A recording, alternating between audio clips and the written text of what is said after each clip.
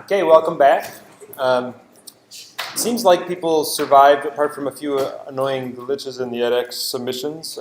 People sort of survived and mostly got the software installed. And seems, I mean, if there's questions or there's problems that I didn't hear about, then let us hear them right after the class. But it seems like things went fairly smoothly, considering. And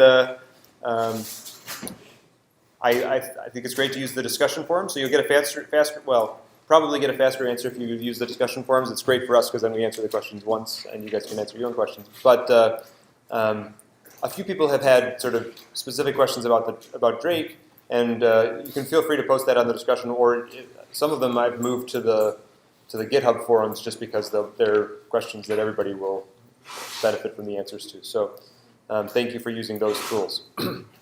And feel free to, we're going to try to put little questions at the end, sort of survey questions at the end of every problem set, because that was really interesting to see your feedback already, and that's just very, very valuable to us to get your, hot off the presses, I'm annoyed at something or I'm not annoyed at something feedback. Is really, really good for us. Okay, so we did dynamic programming last time, and let me just put a few of the details that we did last time because we're going to build on them this time. So, I got to calibrate my pen. Sorry.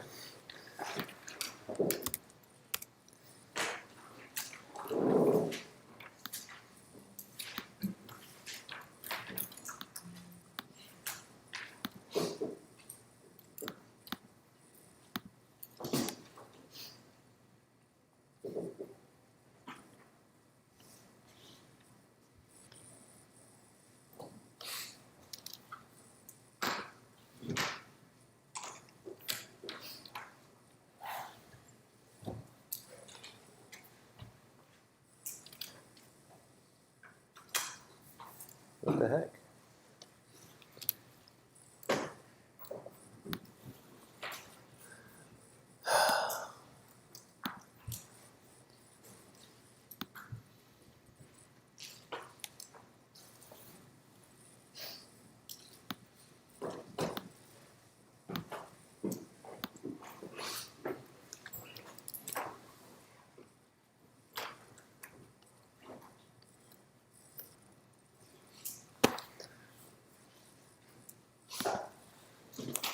All right.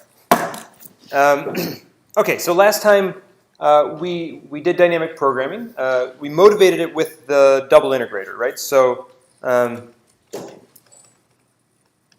let's just remember real quick what we figured out there, which was if we had this second order system with constraints on the input, right? And I sort of like to think about that as a mass, just because I don't know, I guess I like mass. I like things that move and have inertia and everything, right? So some brick that's trying to get from its current position and velocity to some 0 point as fast as possible, typically. And we figured out that for the minimum time problem,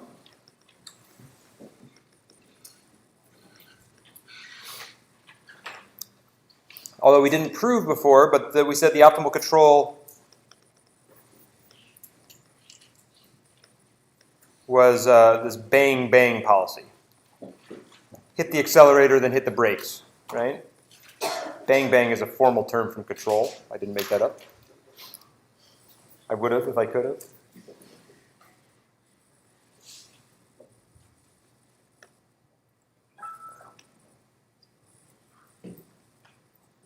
And we remember we had solved the sort of Q equals Q dot squared. It was this magic surface where that was where you hit the brakes.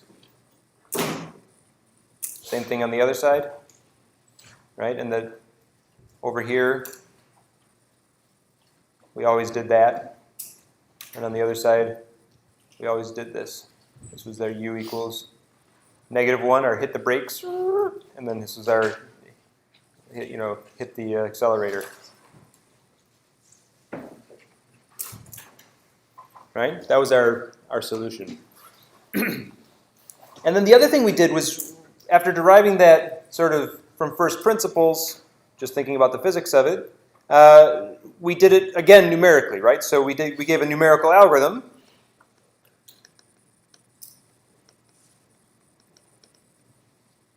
Based on the idea of graph search.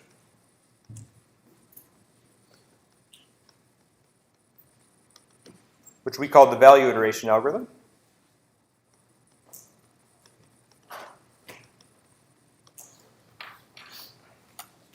And that one worked by having some estimate, j hat. I always use these hats to mean estimate.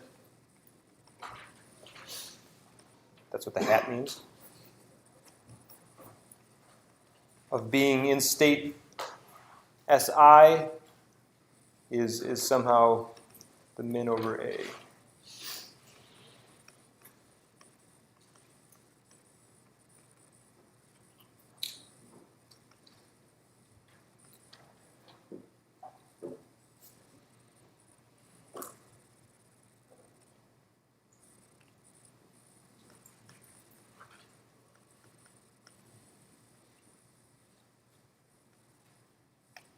Right, so this J is a cost to go, or an estimate thereof.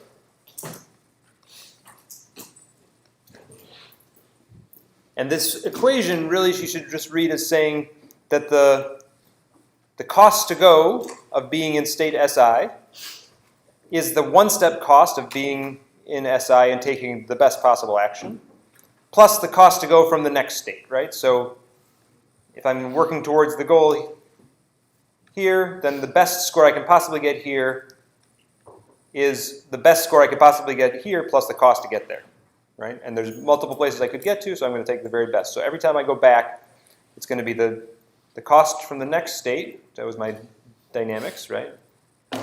Sn plus 1 was f of Sn A, right? And this was my one-step cost. That was my edge cost. This was my G, if you will. And then, so I'm going to say that I'm going to get here, and then it's the cost to go from here plus the cost it took me to get there. That's what this equation is. Extremely easy to remember, right? As long as you understand where it's coming from. Otherwise, it's just a bunch of symbols. Okay, so we got this algorithm, this equation. We said there was this really nice property that j hat converged to j, right? So if I made this a vector. A set of values, one for every state in the discrete state sense. Right? If I tiled my space with, if I approximated this with a bunch of discrete states,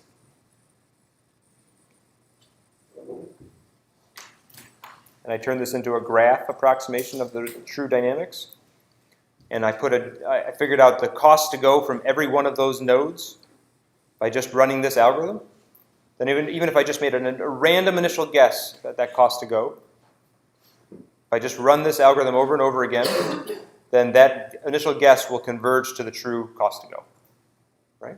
And we got out, boom, the value function, the cost to go function that we expected to see for this, and we ended up getting the policy out, which we can always read the policy, right? Once you have your estimate j hat, or if you have the true j hat, then the best thing you can do is take the action which gets you to the best next state, right? So my U star, or my A star here, my best action is the minimizer over A, argmin over A. It's the A that minimizes this function, which was G Si A. It's the exact same function. J hat star F Si A. Right, so people get that? Is that you'll get to do that more on the problem set, but I know the problem set you were thinking about last time didn't yet have DP. So if I know the cost to go from any state, then I always know what the best action is. I'm going to take the action that gets me to the best state in one step, right?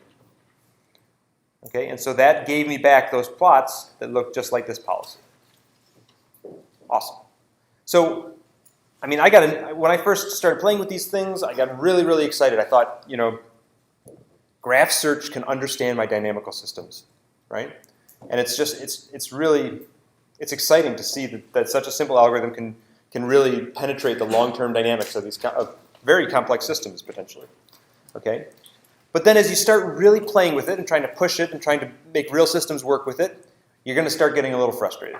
Okay? Because the discretization stinks. It really screws things up. It mucks things up. And we'll ask you a problem this time that if you discretize it a little wrong, like maybe there's ways that you'll discretize it wrong without giving the answer here, but where the solution doesn't even necessarily converge, right? And if you discretize it too coarsely, the solution might look nothing like the real solution. Or and we had to do that little flub to approximate the fact that the one-step dynamics don't actually land directly in one of the other cells that we discretize. There's all this junk in there, right? We like continuous systems in this class. We like dynamics. We like the continuous differential equations, smooth trajectories, all these beautiful things. Can we salvage this algorithm, take this sort of beautiful idea of graph search that works great for discrete systems and make it do something magical for continuous systems? Okay, so that's the goal for today, is to take the same machinery, clean it up, and make it work more naturally than we did the first time for the continuous systems. Okay? Now, there's a couple goals for that. There's a couple reasons to do that. One is to actually just give you better algorithms that you can actually implement. Another motivation is that you'll be able to do some analytical optimal control with it in limited cases for simpler systems. But even seeing those systems, you'll be able to, it'll improve your intuition, I think, about the optimal control problem. So there's a lot of value in that. And I think there's lots of good reasons to do it. Okay. So, sure. Are you trying to make a distinction between arg minimum and minimum? Or are they the same thing?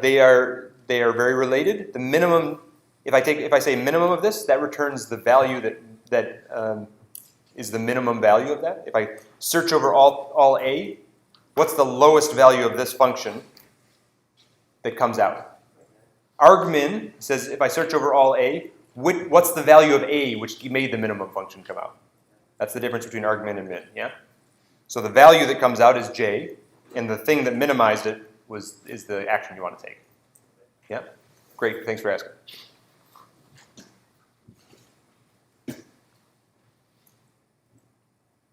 Okay, so one point to make before we make these equations more continuous is that this equation that you see before you here, these two equations really, we've talked about them as this is the algorithm. This is the value iteration algorithm, okay? But you could also think about them in a slightly different way. They're also, I don't want to say it's a theorem, but they're a condition for optimality, okay? So for instance, you can run this and get something out that will converge to the optimal cost to go. But you can also treat this as a test, right? If I walk up to you and you say, look at my robot, it's optimal, right? And we have a little discourse, and you say, I say, prove it. You convince me that your robot is optimal. All you have to do is give me a J, okay? I'll do my homework. I'll plug it into the equation here. If that J satisfies this equation down here, then I'll be convinced that it's optimal. And if your controller A satisfies that equation there, right? I don't have to actually run the optimization algorithm to do it. If you give me a J which satisfies this, that on the left-hand side equals the right-hand side, yeah, then I'm going to believe you that it's optimal, right? You've convinced me. This is a check for optimality, and it's sort of the same as saying the algorithm that as J hat converges to J, this algorithm will stop doing anything because those two are equal, yeah. Right. So when you found the optimal policy, that means that every time I update this, I'm going to get the same answer again. I'm always going to go to the next same state, and the cost to go has converged to the true cost to go. And so I can use this as a check for optimality in addition to an algorithm. Okay. Now I wanted to say that because as we go to things that are more continuous, sometimes it's not going to be an algorithm, but it's still going to be useful as a check for optimality and a proof of optimality. Okay. In the continuous case, some things will be exactly algorithms, and some things will be sufficiency theorems. Okay, let's do it. So, wrong button. So,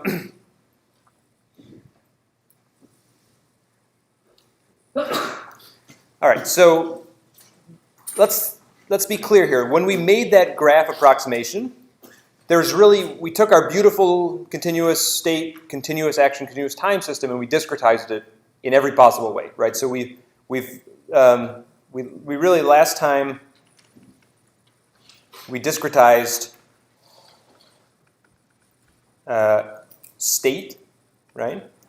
We took our continuous x, which maybe lives in some space big X, and we turned it into some finite alphabet of states S, right? We turned our continuous Q and Q dot into a bunch of, it had to live in some discrete cell in our graph. We discretized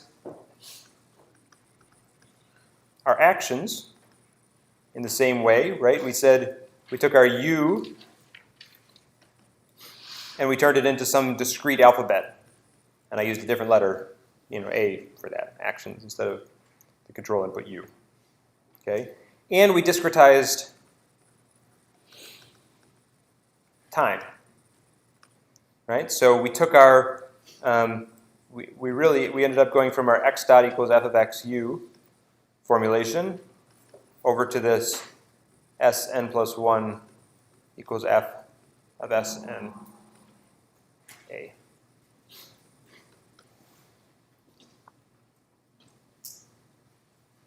So if we're going to get back to the place we want to be, we're going to have to address all of those in order. Okay? Probably in a slightly different order. That's the recipe for today. That's the plan for today, is to march through those and understand the implications of getting back to continuous in each of those different ways. Okay, so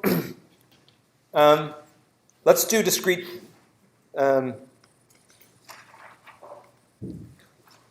state to continuous state first. We sort of have to, because it doesn't make sense to have a continuous time system on a discrete state. Okay, so or it would be harder to do that. Okay, so let's think about doing this first. Let's take the discrete state and turn it into a continuous state. So, right, our update, which I'll just write again since it's lost. We basically said for all I, we're going to run this update.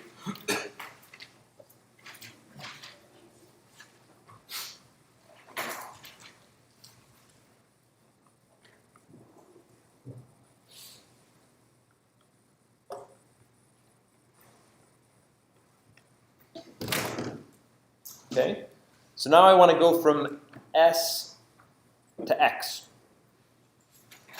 Okay, let's do it. So for all X, J hat X.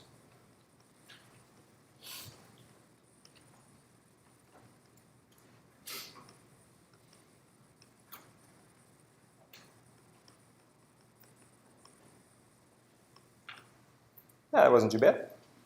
Okay, there's a little more to it than that, but that's the first step, right? Is that there's really algebraically there's nothing wrong with writing that down again over some continuous state, right? The problem is that doesn't actually give me an algorithm, right? Because how do I represent a continuous function x? And how do I do this sort of mapping from an arbitrary continuous function here onto, I need to write some new arbitrary continuous function, right? So computers aren't good at that. I need to somehow come up with a set of numbers to represent this, and a finite set of numbers would be good if I wanted to be representable in MATLAB or on my computer in general, right? So somehow there's more to it than this if I want to make an algorithm out of it. I need to come up with a finite parameterization of this.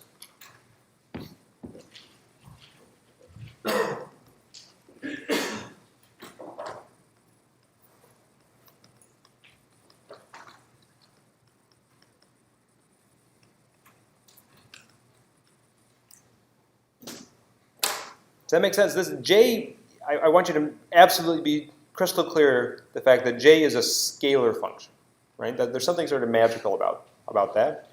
F of x is a vector valued function. If you give me a state and a control, I'll give you a derivative, right? This It's a vector valued function, but somehow the optimal thing I need to figure out is just a vector valued function. It's just, is a scalar value, is a scalar function over state. So, it seems very plausible that I could represent this as a function over state. I just need to pick how, and I need to think about the implications of somehow doing this update when I have now a finite parameterization of that. It's not just a technical implementation detail. This is fundamental about whether this algorithm is going to work, right? Once we have now a finite parameterization of this, there's really big questions about, how do we actually implement this update, right?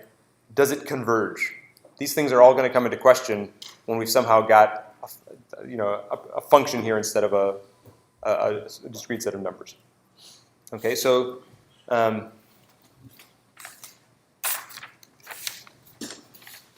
So to tell you that story, I need to make sure you understand the basic idea of function approximation.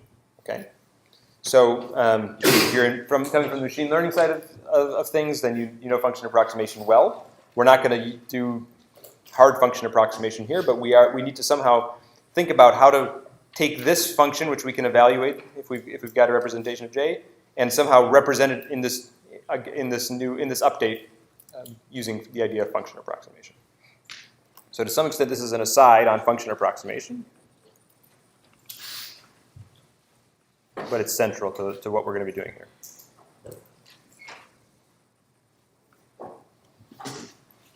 All right, so the idea is we need to somehow, we want to write down a function with a finite parameterization.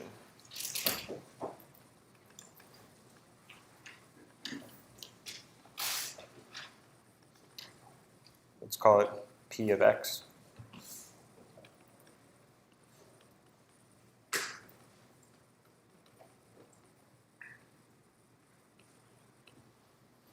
All right, so there's lots of different choices. There's lots of different ways you could do that. You could write it down as a polynomial, right? You could say P of x is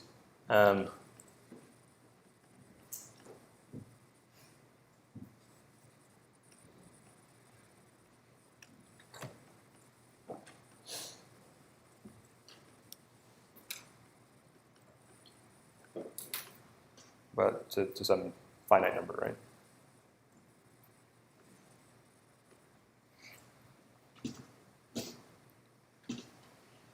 You can write it down. Remember our neural network example that the people use neural networks for function approximation all the time. We had this notion of a sigmoid in here.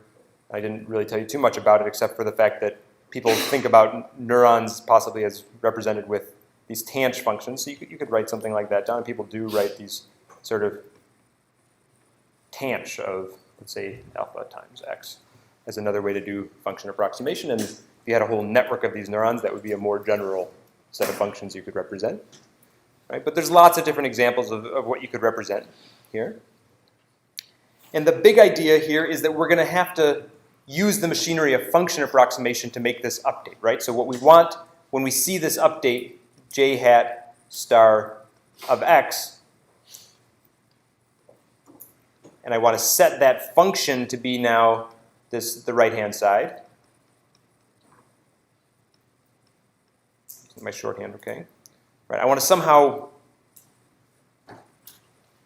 take this left-hand side and make it as equal, as close as possible to this, right? So I need to somehow pick my representation, and then every time I do this, what I'm going to be doing is setting the parameters here. In both of these cases, I've written them with the parameter vector alpha.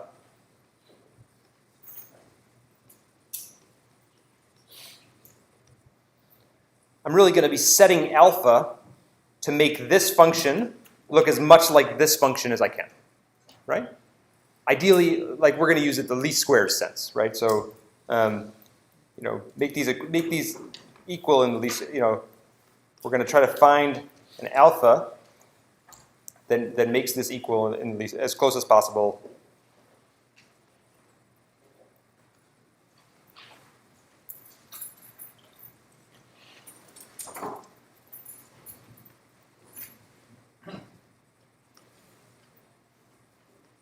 In the least squares sense. meaning I want the difference of the function evaluated squared to be somehow small. Okay, and to be very explicit, when I'm using an approximator parameterized by alpha to describe these functions, I'll write a little alpha down here just to make sure we remember it. Okay, I'll call these J evaluated at alpha. And so this update, this idea of somehow making this update now happen at the function level using function approximation instead of using just setting a vector here, this is often called fitted value iteration.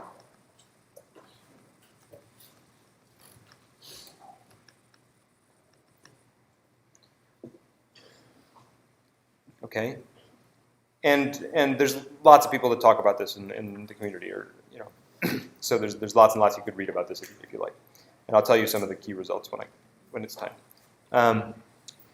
But when you're doing this fitted value iteration, and when you're trying to do this sort of this setting of the new function, there's some choices here that you can make up here about what your representation is that can make this operation a heck of a lot easier and can give you stronger understanding of what's going to happen in that mapping. Okay, so in particular, a really important class of functions is the linear function approximators, the linearly parameterized function approximators. So this actually is a linear function approximator. Even though it's a nonlinear function of x, it's a linear function of the parameters alpha, right? So that means that's going to make all the difference. If I want to set this at a bunch of x's, I can actually set this very easily. I can find the alphas very easily. So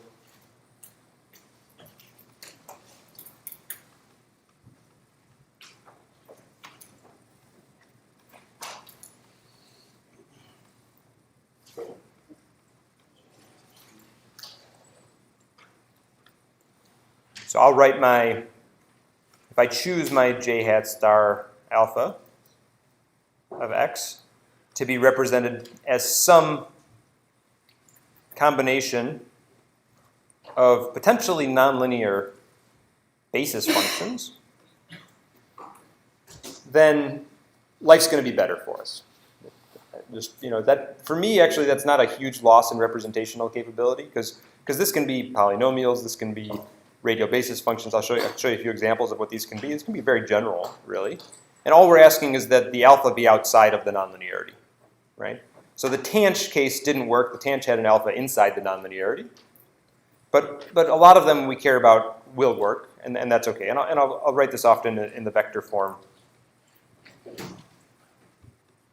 too, okay? So let me see if I can sort of help, I can pull up a simulation here and just a little demo to help you understand sort of the way that you go about using these linear function approximators, okay? So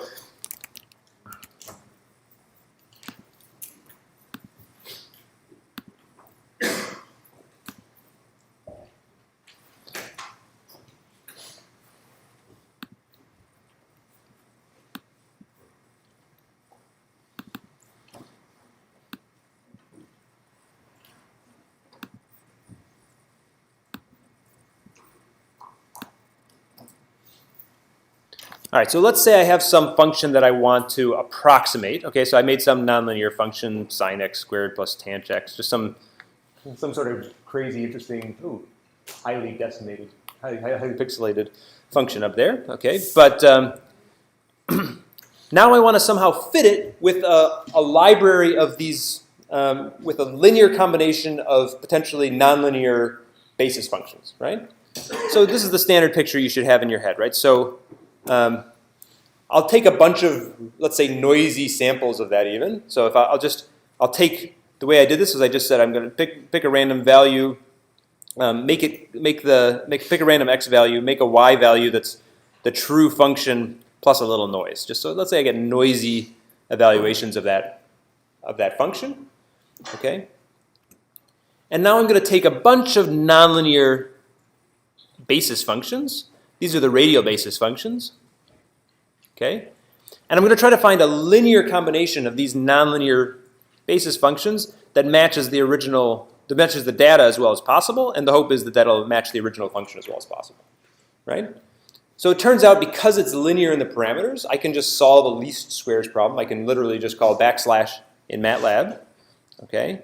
And I get a bunch of scalings of that. It says you should use, this much of that one and this much of that one and negative of that one, okay? And then you sum them all together and it's, it works really well, right? So then you get, this is now the approximated function for that, right?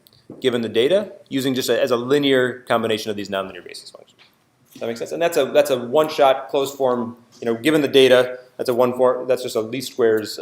You can see the code here. All this is just setting up the bases, and then oh yeah, it's right here.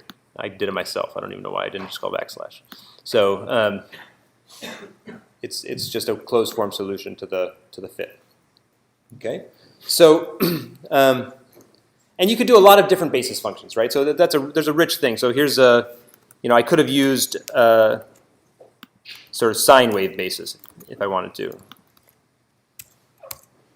right? So here's I call it Fourier, but this is just the real components of it, right? So I get these crazy coefficients, but it'll still fit pretty well, right? And I could use the polynomial basis, right? So crazy polynomials, crazy coefficients, but that one didn't do so well, but I was stupidly chosen. That's why it had 2 comments. That was like, don't use that one. Okay, that's what I see. All right, gotta remember that. Okay, and then, well, let me actually, so the thing we did, the linear interpolation we did last time fits in this framework too, but maybe before I show you that, let me just make sure you can guess what that's gonna look like. So what does a linear approximation, linear interpolation look like in the linear function approximator case, right? So last time when I approximated my update as some combination of the neighboring cells, right? I said I landed here, so I'm going to approximate it as a little bit of this cell, a little bit of this cell, a little bit of this cell. That was just doing linear interpolation, right? So you could think of that as if I had, a bunch of numbers like this, and the value 1 here, or let's call it alpha 1, alpha 2, alpha 3, right? And then I want to just smoothly interpolate between those different points. I want my function approximator to just be the linear interpolation between those points. So if I ask you for a point, the value of a point x, what I'm going to give you back is my function p of x is going to be, in this case, I want it to be 2 minus x times alpha 1 plus x minus 1 times alpha 2. Is that right? A little bit of alpha 1 and a little bit of alpha 2, right? And I'll get this this smooth interpolation out, right? Okay, so that's linear interpolation. You've done that a bunch of times. You call it first order hold, call it whatever you want. Okay, you've done that a bunch of times. What does that look like in the function? Like if I wanted to write that as a linear function approximator, what does that look like? What would my fees look like for the linear interpolation case? Can you think about that? Is that?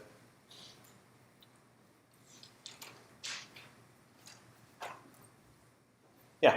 It'd be like triangles, scale. Awesome. So the interpolators would be just these triangles.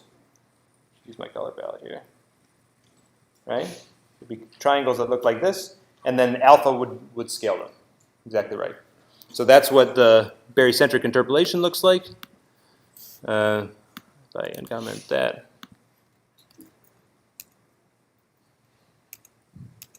Right, so I get my triangles. That's my linear interpolation of these things, and then I try to fit just the heights of those different triangles, right?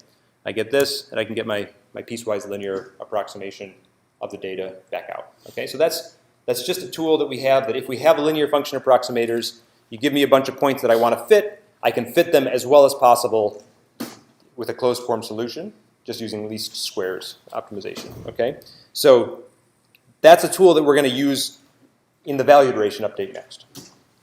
Okay.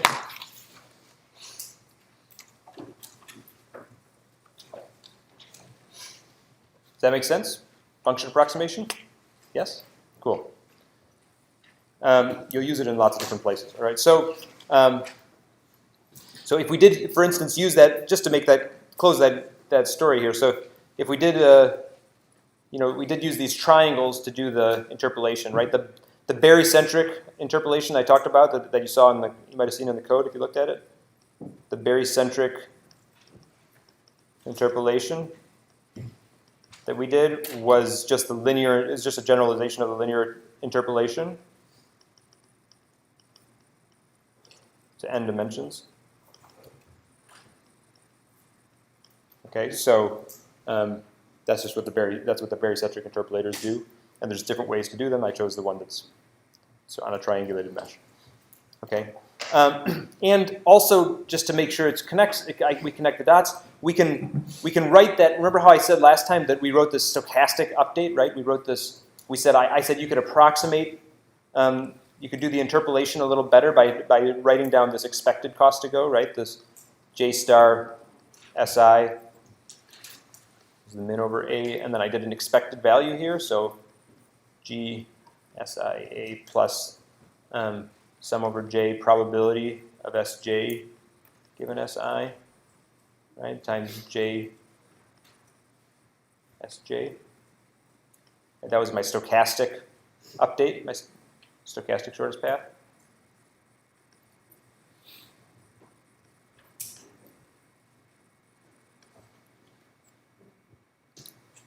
So for the barycentric interpolation, I'll make that connection sort of clear now, right? That at the grid points for barycentric, the J where X is at mesh point I just equals alpha I, right? So at some mesh point, I just get the value alpha back. So really, this thing here is exactly the same as my interpolants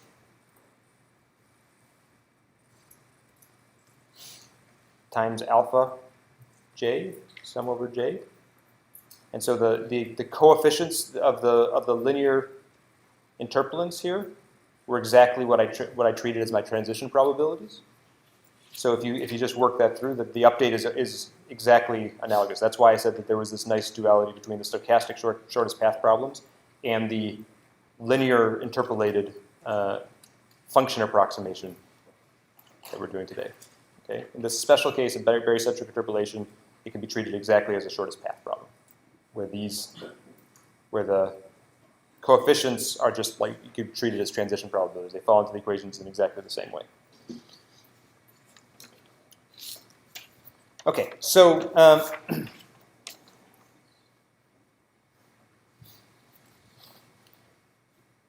so now that the challenge is to say if I'm going to use least squares function approximation to do this map, right? So I'm going to somehow say at a bunch of points I'll say for a bunch of sample points I.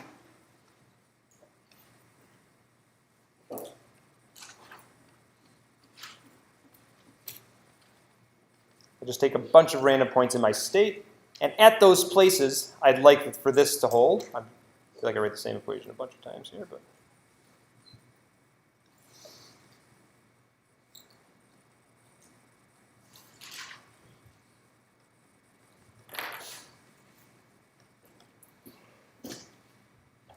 I can make this work by just saying I want this to be approximately my least squares. I want to do this the same way I did in MATLAB. I get a bunch of points here.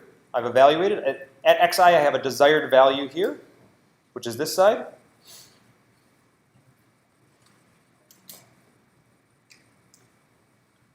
And I'll just have my linear approximation. I'm going to minimize over alpha some least squares problem.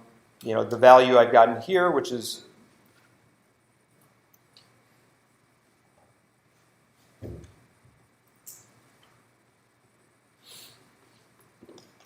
right, sum over all my points.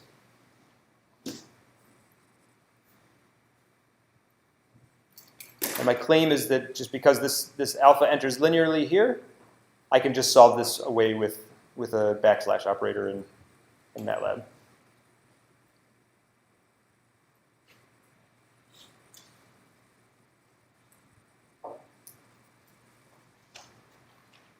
And what I'm going to get is something that, like you saw, depending on the basis I chose, it should fit this desired function fairly well. It'll never fit it perfectly. Again, if it was exactly in the same function class, it might fit it perfectly. But there's a bunch of questions you should ask now, right? You should say, okay, so what happens now if I mean, it might be that this function here, this desired value, this desired set of points, is not even representable with the sine waves I chose or the polynomials I chose or whatever, right? It could be that there's just a lack, that there's not even any alphas I could choose that would make that fit exactly. That's certainly possible, right? It's probable, I would say. And then if I do incur error here and I start iterating, then what's going to happen, right? Is this actually still going to converge? And the high order bit really is, the news is not too good, honestly. So, the high order bit is that you can come up with really simple examples of things where actually the result of this is in the function class here, and that update actually still diverges to infinity. That you'll get just stupid results coming out, right? So in general, it's not, even for linear function approximators,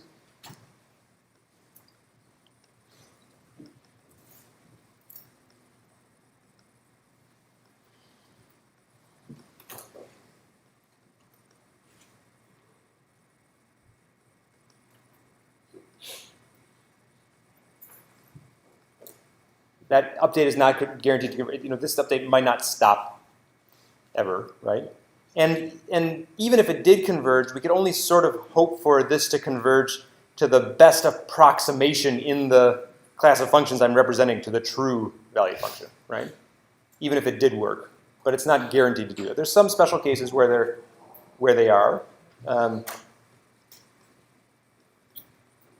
And I'll give you some of the references to those in the notes to make sure you have them. But the higher order bit really is that these things get bad fast.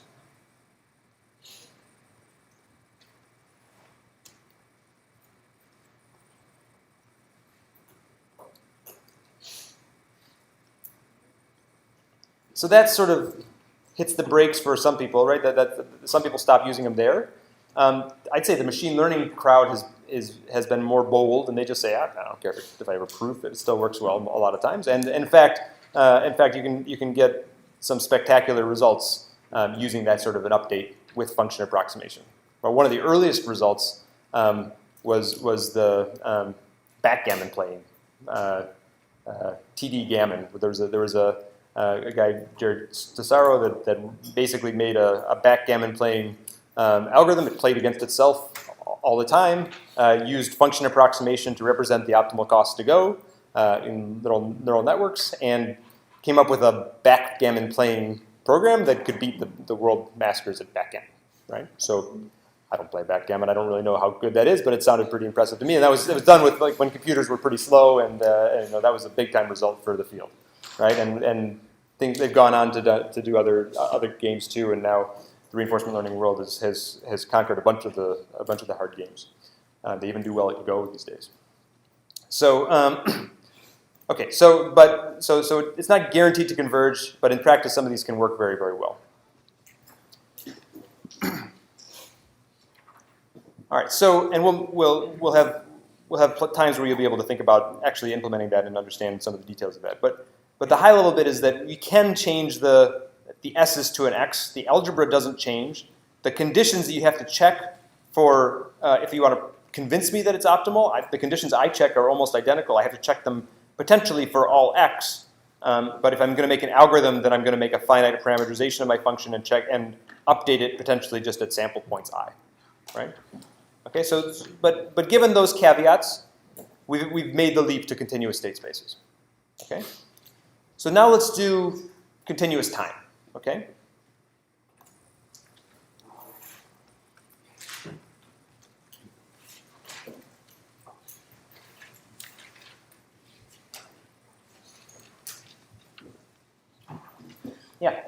Another question? Sure. So an alpha represents the weight, represent the weights of the basis function. Yes.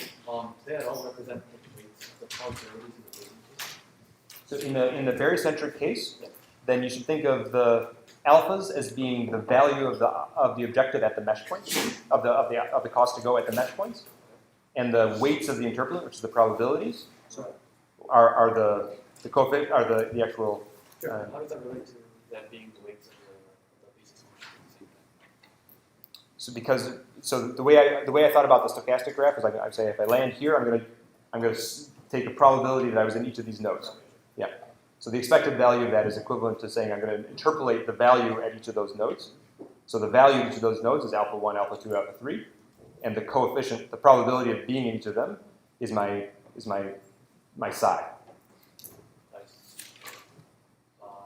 Okay. Yep. Yep. So that's the match. Okay. So how do I go from xn plus 1 now to x dot time? What are the implications in the value function update for this? Okay, so let's take this value function update and take it and try to see if we can see what happens if we were to basically intuitively make the update time step extremely small. We'll take the limit as the update goes to a dt of 0. So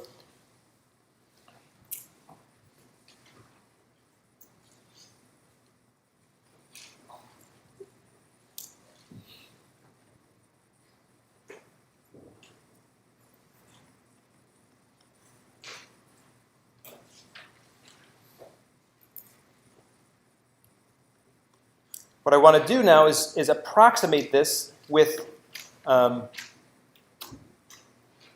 time step dt. Okay, so I'm going to take this and approximate it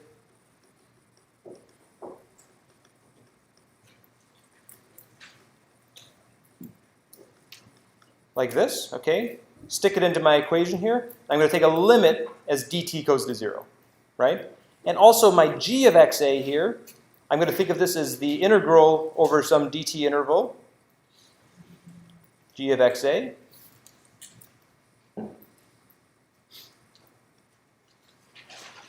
Okay, and I'm going to take the limit of this as it goes to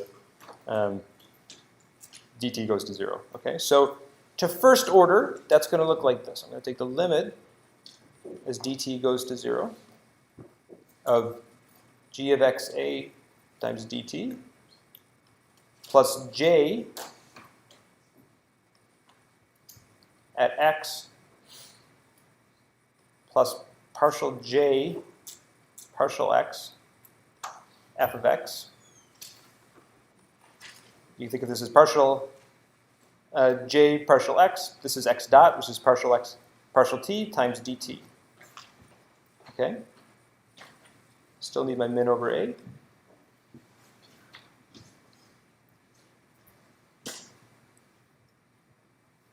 I'm going to take the limit of that as dt goes to 0. And I apologize that this tablet makes my handwriting look like a 5-year-old. I do have a 5-year-old at home, so I can say it's about a 5-year-old level. But okay, is that clear enough? Yeah. When you're iterating, you're doing the time step to 0 up there. Like xn plus 1 is that xn plus dt. Oh, thank you. Yes, thank you. Good catch. Yeah, good catch.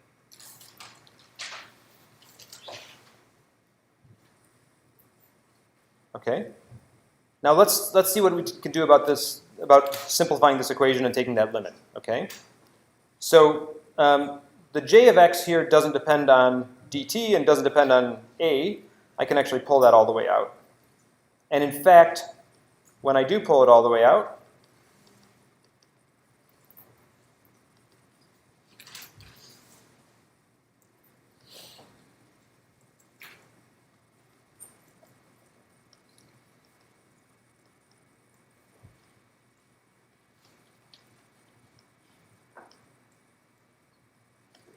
what we see is that it was already on the left-hand side.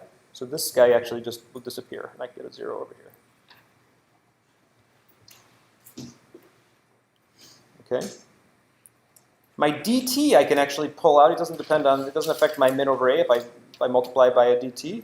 I can actually pull my dt out and just take it to the other side, divide it by 0 by dt, and my dt actually just disappears.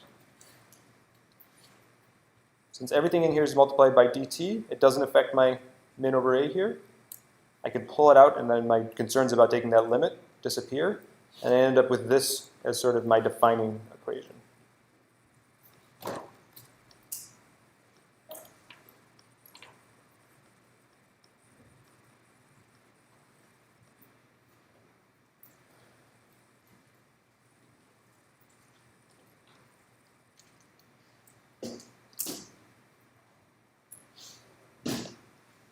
Okay, so this, we have to think about whether this makes sense as an update, because I've lost my left-hand side. We can talk about that, okay? But what I first want you to think about is this is a condition for optimality, okay? So if I'm going to take your j now, and you're going to try to convince me that it's optimal, all I have to do is look at its derivative now. This is a partial differential equation. It's defined based on the derivative. Well, it's just a part. This is just a derivative equation. Yeah. So all I have to do is look at the derivatives of j, and if this equation is satisfied for the minimizing a equals 0 on the other side, then you've convinced me that it's optimal. Okay. So it's really interesting, actually. This is actually much cleaner in my view than the discrete time case, where I had to somehow apply the update, interpolate to the next state, figure out where I was in the next state. Now it's a point-wise operation. I can just look at all my x's. If at every x, partial j, partial x, f of xa, here evaluated just at x, if this thing works out to equal 0, then I'm good. It becomes an easier thing to check in some sense. How do you know if j is a smooth function?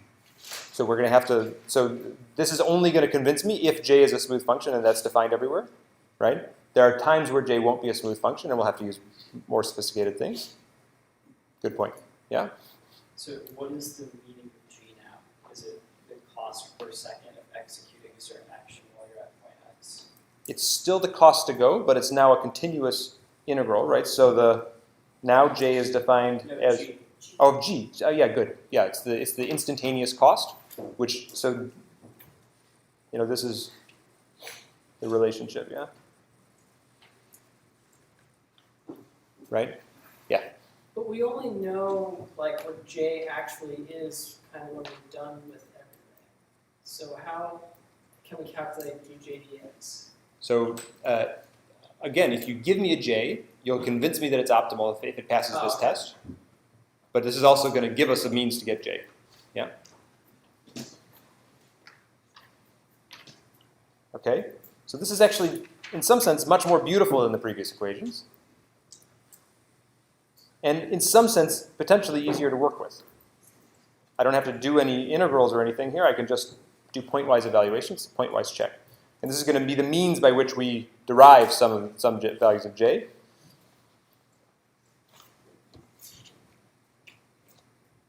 All right, so let's do an example here. So,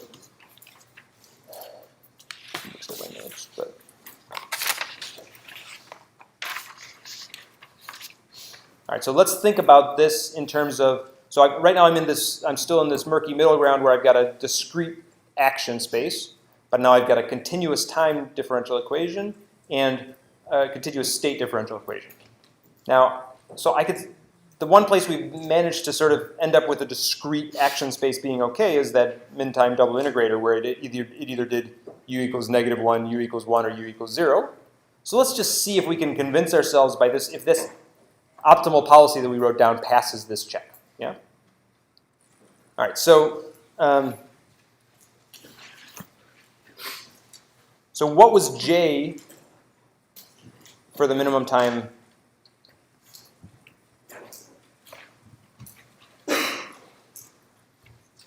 double integrator problem? What was the value of j for a given, it's some function of x? What does that value intuitively correspond to? What is the cost to go for the minimum time double integrator problem? If I'm in some function x, Time to reach the goal. it's the time till it reaches the goal, right?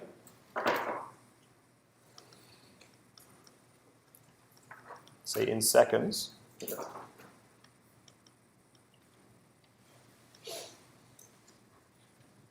Now you remember our solutions were this our controller was this discontinuous thing. And our solutions went wham onto this and then rode the wave down, right? And this is the same thing on this side. So I'd go boom onto this and then ride the wave in. All right, so we're going to write down, it's not hard to derive it, but I'll just write down the equation for what the total time is. But intuitively, the way you'd solve for it is it's the time it's the time of this action. Time takes you to get to this action.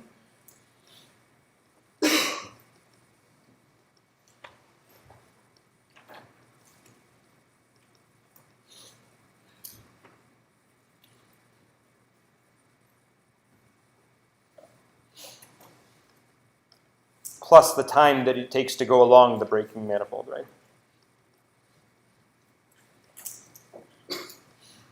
And if you start on the manifold, then it's just the time to get there.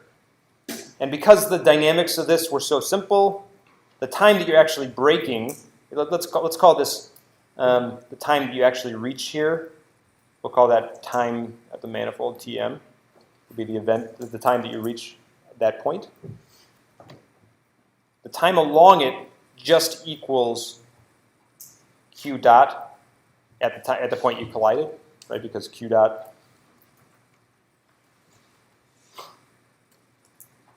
of t equals negative t. So if I'm waiting for, when is q dot going to equal 0? Well, when time equals the initial velocity. So it's literally just the time that you reach the goal. The velocity of the object when you reach the goal that'll be the amount of time you left to get to the goal. Okay. So certainly it's a smooth function as I go out here. That time will just go up. It takes me more and more time as I go here. It's just with my velocity. This is addressing your question then. So is the time to go going to be a smooth function? The policy is definitely not smooth, right? I go from here doing one thing to here doing completely a different thing. But is the time to go, the cost to go, going to be smooth? It actually is, right? If I cross this boundary, right? So I get the time it takes me to go here is that time plus this time. The time it gets me to go here is if I go incrementally off this trajectory, I go incrementally past this, and I take an incremental cost here. It actually is still smooth, right?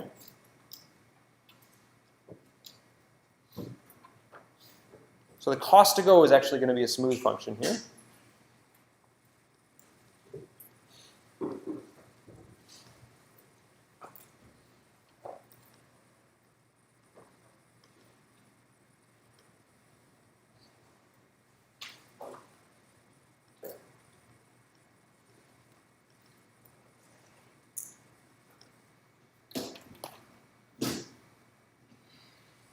Okay, and it turns out you can write it down. So, for the u equals in this quadrant here, I'll write it down on the next page here. Okay.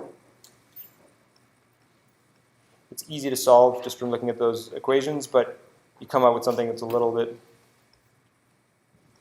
gross.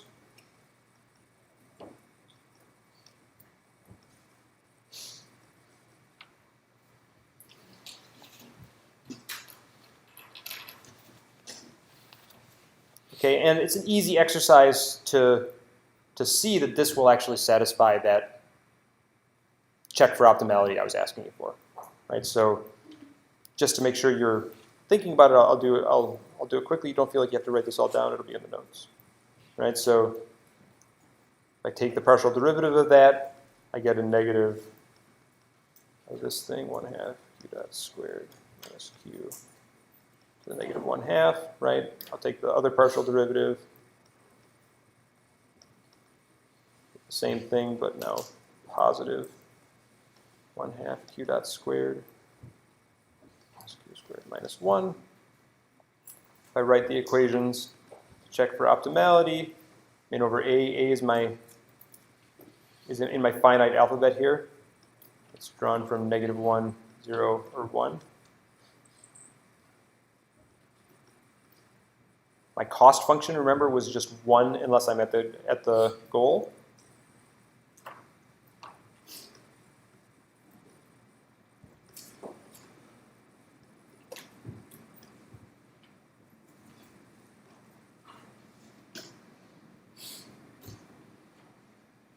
Okay. If you inspect this for the region where the u equals 1 is valid, this number is always going to be less than 1. Turns out it's easy to see, actually, that the minimizing value of a for this is going to be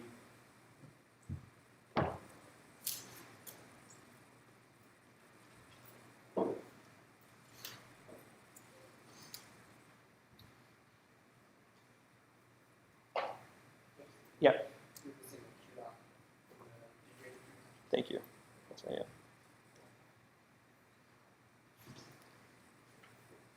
So if I try to, because of the magnitude of this here, a equals 1 is always going to be my minimizing value.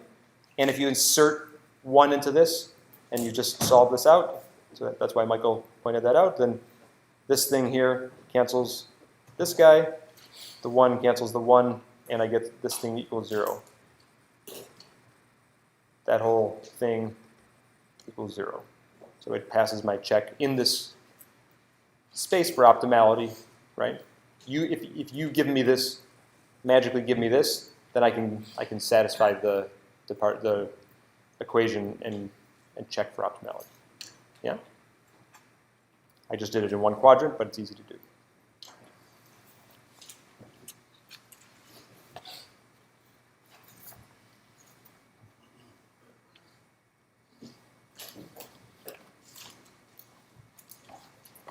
Okay, so the big thing that I want you to understand here is that something dramatic happened when we went from discrete time to continuous time. We stopped thinking about an update dynamical system and evaluating at the xn plus 1. We're able to turn it into a derivative condition on my cost to go function.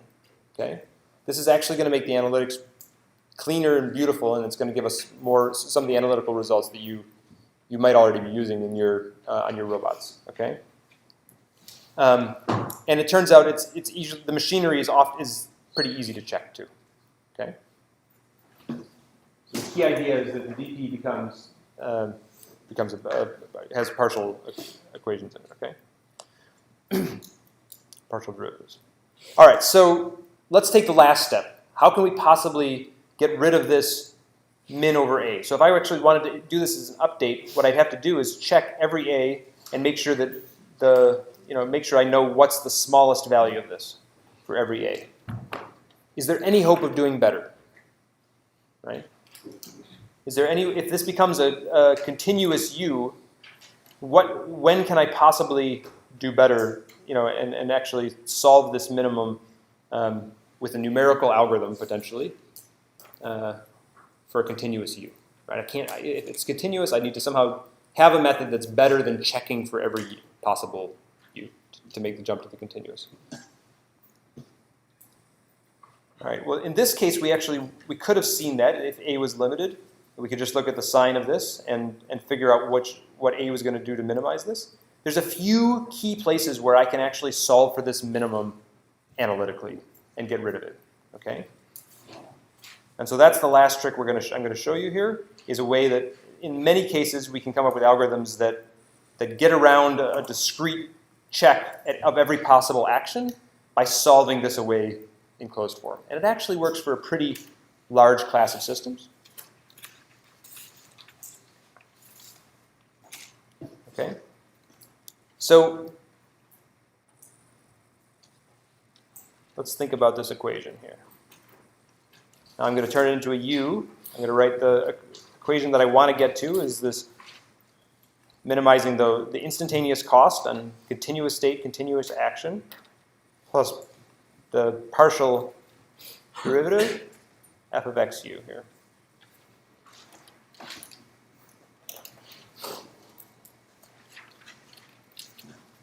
The question is, when can I hope to solve away this minimizer analytically? Okay. Well, one of the things we said in the very first lecture was that a lot of times this has more structure than just f of xu. A lot of times we have control affine.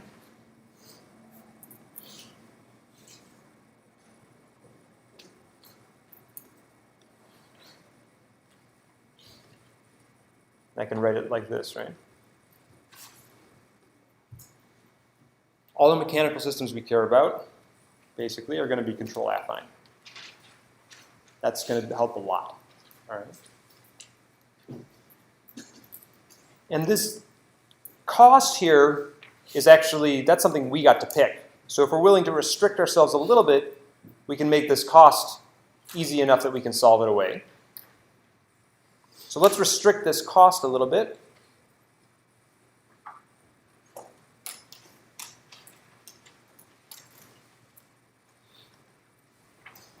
There's a few places you can,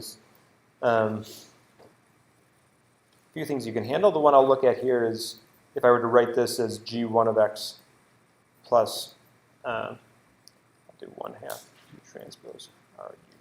So if I'm going to just have a quadratic cost on u, and then an arbitrary nonlinear cost on g.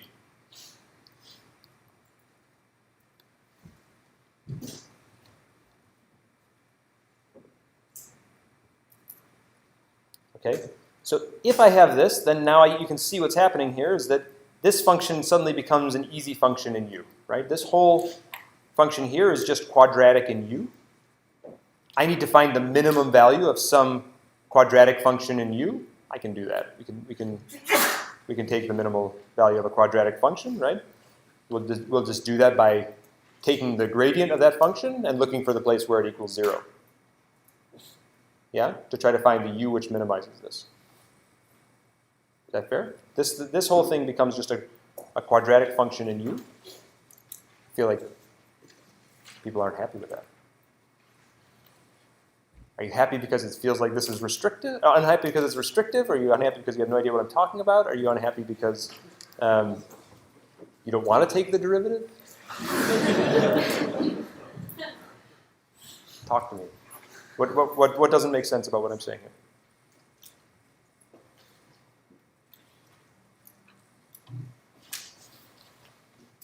All right. I'll carry on. So this thing now, it's complicated. It's a complicated function of x. This is a multidimensional thing, but for any x, you give me an x, I can tell you I can minimize it with respect to u because it's just quadratic. Okay? It's a quadratic function in over u. Right? So I'm just going to take the gradient, find out where it equals 0. That's going to be my it's not only it's a positive quadratic function because I'm going to choose r here. I'm going to restrict my choice of r to be strictly greater than 0, and I'll make it even symmetric. That's strictly greater than 0. Okay, I'll make it a nice, easy function. Turns out you're going to be pretty happy picking those. That's really not a big restriction in my view. Okay? All right, and what you get out of it is really pretty beautiful. And it's really what I want you to understand about continuous optimal control. So let's take the gradient of this function with respect to u. I'll take the gradient of everything that's in the brackets there with respect to u. Should I write it out? Let me write it out first, just to make sure you have it all in one place. Okay, so I'm now I want to find the minimizer over u of something that's g1 of x plus 1/2.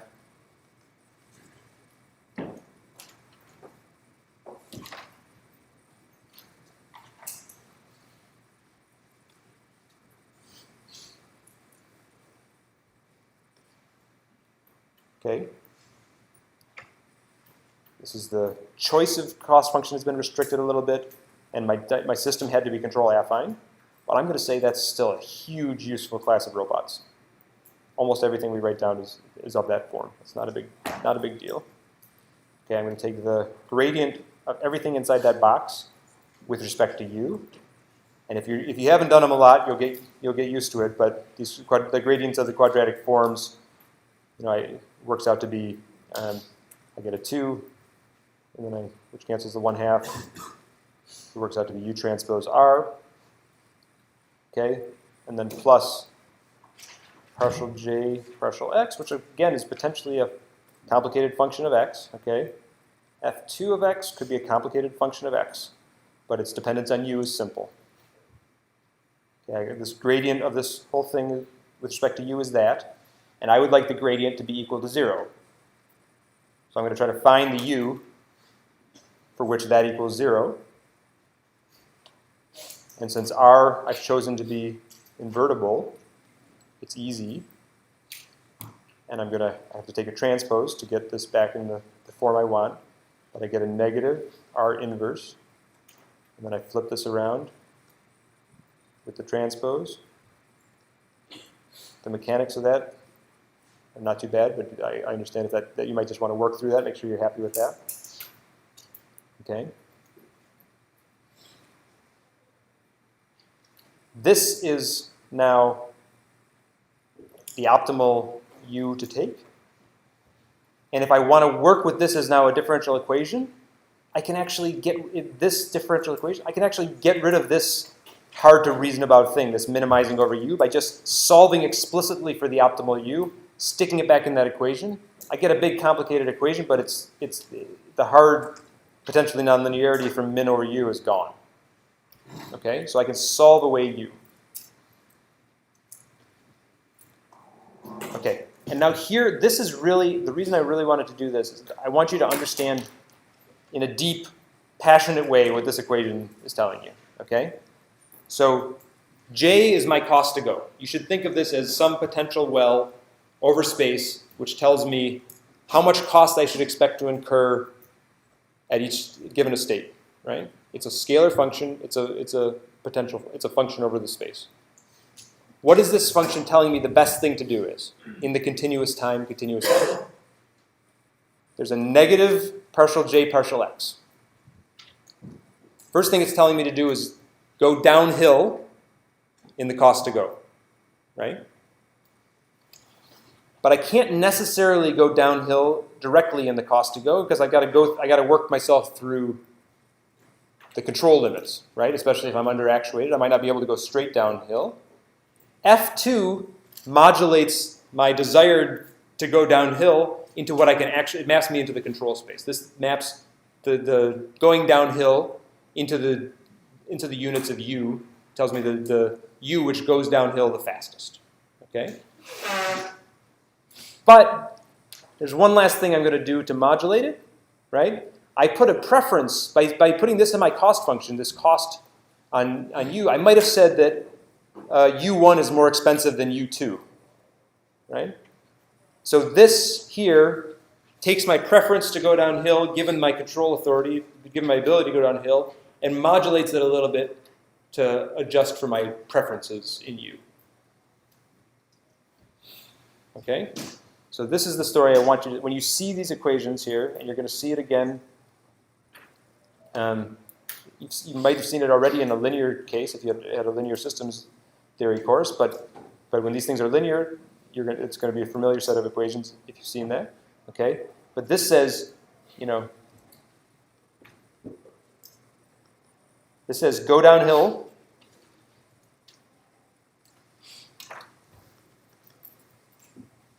This says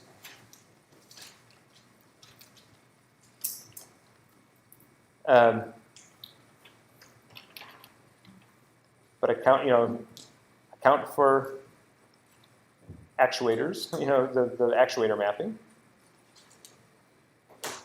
Right, map that desire to go downhill onto the input space. And then this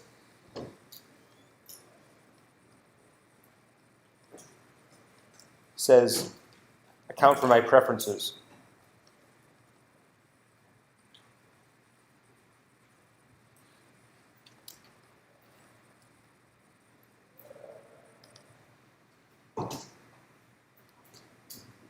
Okay, so this is really a very important idea, right? Is that the optimal control is going to find some cost function j. It's defined based on these partial equations, these partial derivatives. Okay. If I can find a function there, then my optimal action is to go downhill as fast as possible given these modulators. Okay, so borderline whether I have, I won't derive it here, but let me just, to put this in context, there's two things I want to do from here. One, I want you to see it in action with those assumptions and a problem we know, like the double integrator. And the other thing is I want to show you some code that exploits it. So I could show you the code. I'll put some code in the distribution so you can play with it. Okay, but let me just since I only have a minute left here, let me say if I were to do the double integrator here, if I take this system x double dot equals u, and I give myself a cost function, which is just the quadratic cost, which was the other one we used. Okay, and I'm going to have a quadratic in u, so this is control affine, and it has a quadratic cost on u. Now I'm going to just conjure this, because that's the point. If I'm just going to, now I'm trying to convince you that this is optimal. I'm going to give you a function j.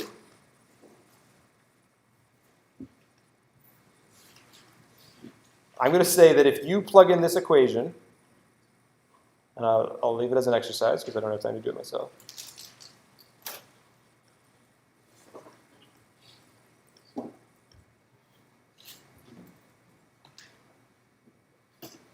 I'm just pulling that out of thin air for now.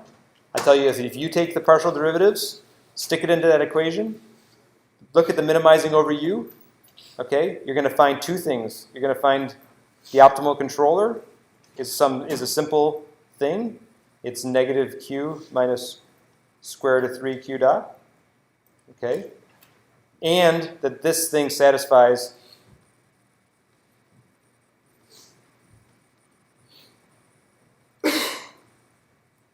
the conditions for optimality. And I forgot to name them for you. Sort of one of the most important. This equation here that I've written down before, this min over u, gxu plus partial j, partial x, f of xu. This is super important. It deserves a name, right? This is the Hamilton-Jacobi-Bellman equation. That's a big-time name. It's got a lot of important people on it, right?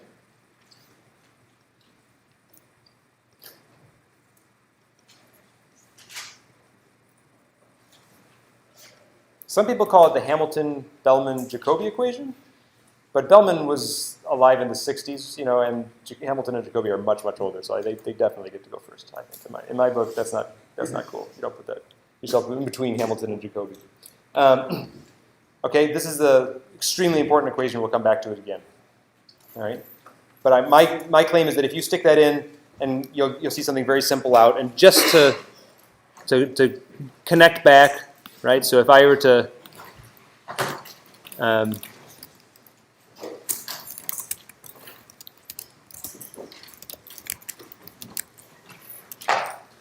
I run that solution I already showed you, you're going to see that this thing does in fact, there's two things to note about what I just wrote, right? The cost to go function is a quadratic function of q and q dot, and the optimal controller is a linear function, and you'll see both of those here in the solution. That turns into a linear function of state, and this thing converges on a quadratic function. Okay? Excellent. Next time we're going to do acrobats, cart poles, and quadrotors using all these tools. I'll see you then.